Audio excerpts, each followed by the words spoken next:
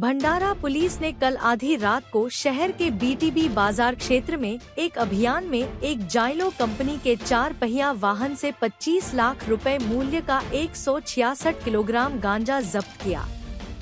फिलहाल पुलिस ने 2 आरोपियों ड्राइवर और उसके एक साथी को गिरफ्तार कर पूछताछ शुरू कर दी है। भंडारा पुलिस अधीक्षक नुरुल हसन ने जानकारी दी है कि उक्त गांजा ओडिशा राज्य से आया था और नासिक ले जाया जा रहा था।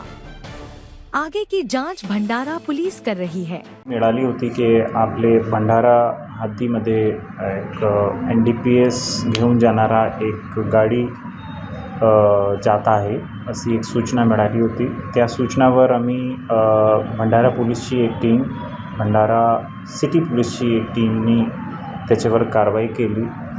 तर तो व्हेकल सापडला, BTB मार्केटमध्ये तो व्हेकल मिळाला। त्या व्हेकलमध्ये सुमारास 167 kg गांजासोबत 46 लाखचा मुद्देमाल टीमनी जप्त केलेला आहे। यामध्ये 2 आरोपी अरेस्ट झालेले आहे, बाकीचे आरोपी अरेस्ट करण्याची कारवाई चालू आहे। हा जे गांजा होता ते ओडिसावरून आला होता आणि त्याची ते वेगवेगळी ठिकाणी त्यांना द्यायची होती।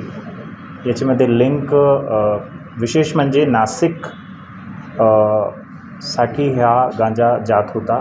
भंडारासाठी याचा काय संबंध आहे त्यात सुद्धा आता पुढील तपासामध्ये आम्ही निष्पन्न करू। जे काही पेडलर भंडारा, नाशिक किंवा पुणेचे आहे याच्यामध्ये सहभागी त्यांना पुढील तपासामध्ये निष्पन्न करून आम्ही कारवाई करणार आहे। थँक्यू।